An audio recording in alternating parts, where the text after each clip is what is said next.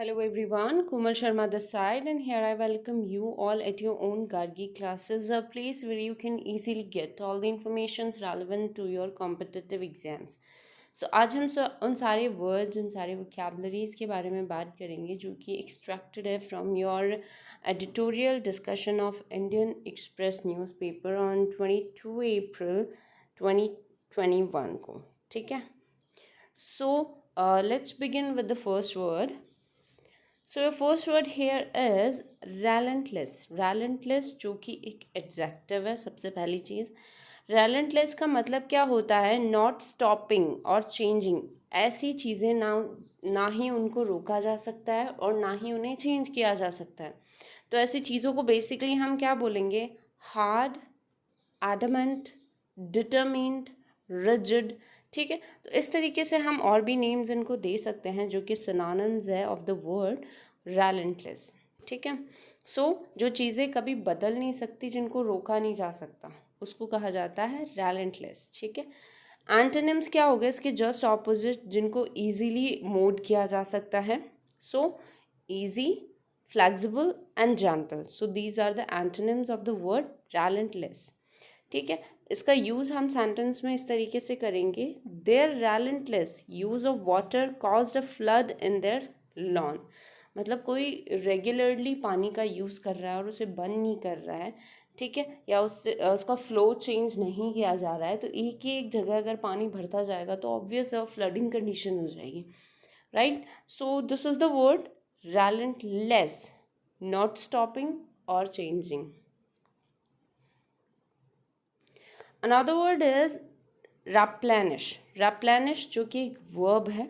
replenish का मतलब होता है मेक समथिंग फुल अगैन. कोई भी ऐसी चीज़ जो हम ऑलरेडी यूज़ कर चुके हैं, ख़त्म हो चुके हैं, और उसे दोबारा से हम रिफ़्रेश करते हैं या रिजुविनेट करते हैं, तो उस कंडीशन और सिचुएशन के लिए हम क्या वर्ड यूज़ करेंगे? replenish. ठीक है. सो replenish एक वर्ब है जिसके सिनोनिम्स क्या होंगे? रिफिल, दोबारा से फिल करना, रीस्टोर, दोबारा से स्टोर करना, या फिर रिफ्रेश, दोबारा से फ्रेश करना. राइट. और इसी के एंटोनिम्स क्या हो जाएंगे? Damage, waste and use. ठीक है. So these are the antonyms of the word. Here I have the uses too. So I need a long break. I need a long break so that I can replenish my energy for the rough weeks ahead at work. मतलब मैं कुछ time के लिए break लेना चाहती हूँ ताकि मतलब मेरी जो एनर्जी है मैं उसको रिवाइव कर सकूँ, रिफ़्रेश कर सकूँ. ठीक है. जो भी आने वाले रफ़ वीक्स हैं उनके लिए अपने आप को तैयार कर सकूँ. सो this is the word replenish. जब हम किसी चीज़ को ऑलरेडी यूज अप कर चुके होते हैं, वो फिनिश हो चुकी है कम्प्लीटली, उसे दोबारा रिवाइव करना, उसे दोबारा रिलीव करना. ठीक है. So this is the word. Another word is elephantine. Elephantine जो कि एक एडजेक्टिव है. एलिफेंटाइन वर्ड लिया गया है एलिफेंट से. तो एलिफेंटाइन का मतलब आपको समझ में आ गया होगा, एलिफेंट से. एलिफेंटाइन का मतलब होता है कैरेक्टरिस्टिक्स ऑफ एन एलिफेंट. एक एलिफेंट के कैरेक्टरिस्टिक्स या फिर कोई ऐसी चीज़ जो एक एलिफेंट को रिजेंबल करे. एलिफेंट इन द सेंस कि बहुत ज़्यादा लार्ज होना या क्लमजी होना. ठीक है. So characteristics of an elephant specially in being large और क्लमजी. जब कोई चीज़ बहुत ज़्यादा लार्ज होती है, क्लमजी होती है, ऑकवर्ड साइज्ड होती है, तो हम उसको एग्जैक्टली नाम देते हैं एलिफेंट साइज्ड. तो उस एलिफेंट साइज्ड को ही एग्जैक्टली क्या बोला जाता है? एलिफेंटाइन.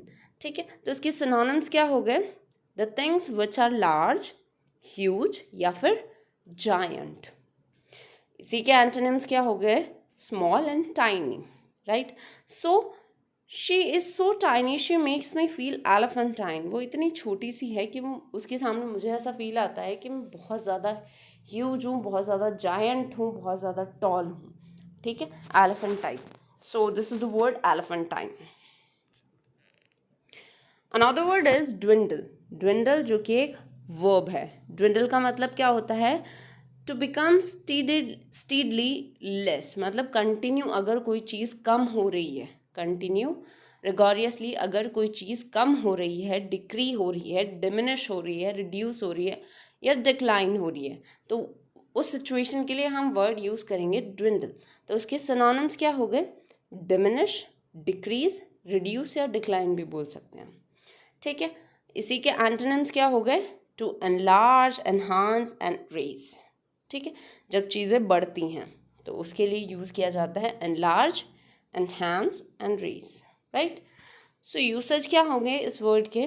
they dwindle in size, they dwindle in size, they do not however die। हालांकि साइज में बहुत ज़्यादा छोटे होते जा रहे हैं, रिड्यूस होती जा रही है उनकी साइज, लेकिन अभी वो खत्म नहीं हुए, ठीक है। So this is the word dwindle। Another word is irrefutable। irrefutable जो कि एक एडजेक्टिव है। irrefutable का मतलब होता है they that can not be proved wrong and must be accepted. कोई भी ऐसी चीज़ या कोई भी ऐसा प्रूफ जिसको गलत साबित नहीं किया जा सकता और उसे बाय हुक और बाय क्रुक हमें एक्सेप्ट करना ही होता है, तो वहाँ पे हम वर्ड यूज़ करेंगे irrefutable, the things to which we cannot deny। हम ऐसी चीज़ों को डिनाई नहीं कर सकते, एक्सेप्ट करना होता है हमें उनको, जो कि जिनको गलत भी नहीं साबित किया जा सकता। तो उसके सिनोनिम्स क्या होंगे? Certain, accurate and proven, right. और इन्हीं के एंटोनिम्स क्या हो जाएंगे? डाउटफुल या फिर अनसर्टेन, अनएक्सेप्टेबल भी बोल सकते हो आप, ठीक है। सो irrefutable proof, irrefutable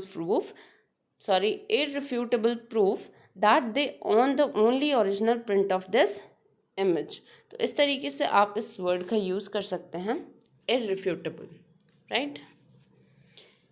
another word is crippling। crippling जो कि एक एडजेक्टिव है सबसे पहले, और crippling का मतलब क्या होता है? किसी को हार्म पहुंचाना, टू हर्ट समवन, ठीक है, या फिर किसी को अपंग बना देने वाला। ऐसे सिचुएशन या ऐसे इंसान जो या ऐसे वर्ड्स जो दूसरों को हर्ट करते हैं, उसे लिम्बलेस बना देते हैं, अपंग बना देते हैं, तो वहाँ पे हम क्रिपलिंग वर्ड का यूज़ करेंगे। क्रिपलिंग एक एडजेक्टिव है। सो क्रिपलिंग का मतलब क्या, इसके सिनोनिम्स क्या हो गए? इंजरी, हर्ट एंड डिसलिम। किसी को इंजरी पहुँचाना, हर्ट करना, या फिर उसे विदाउट लिम्स बना देना। सो इसके एंटोनिम्स क्या हो गए? हील, क्योर एंड मेंड। जब हम किसी चीज़ को हील करते हैं, क्योर कर देते हैं या मेंड कर देते हैं, तो इसकी यूसेज क्या होगा इस पर्टिकुलर वर्ड का?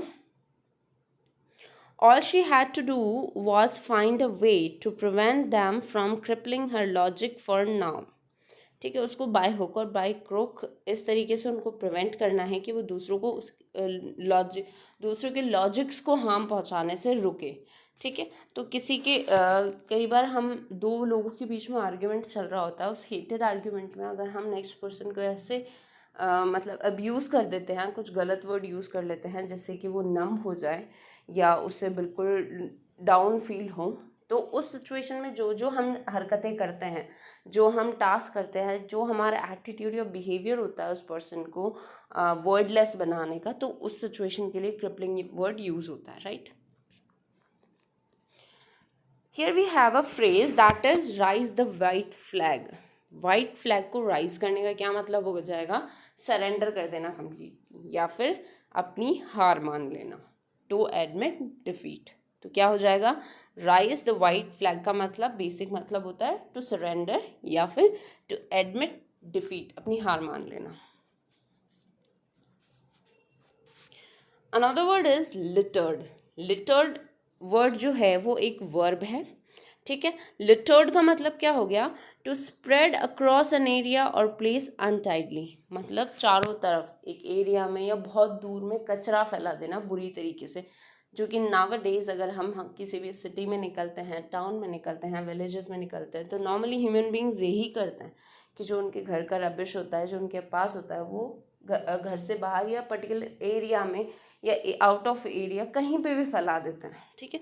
सो रबिश को स्कैटर करना, उसे स्ट्रू करना, चारों तरफ डर्ट फैलाना, चारों तरफ गंदगी फैलाना is what we call littered, ठीक है। सो इसके सिनोनिम्स क्या हो गए? Scatter, strew and dirty. इसी के एंटोनिम्स क्या हो जाएंगे? Arrange, organise and tidy. So these are the antonyms और द वर्ड लिटर्ड। अब इसका यूज़ हम सेंटेंस में किस तरीके से करेंगे?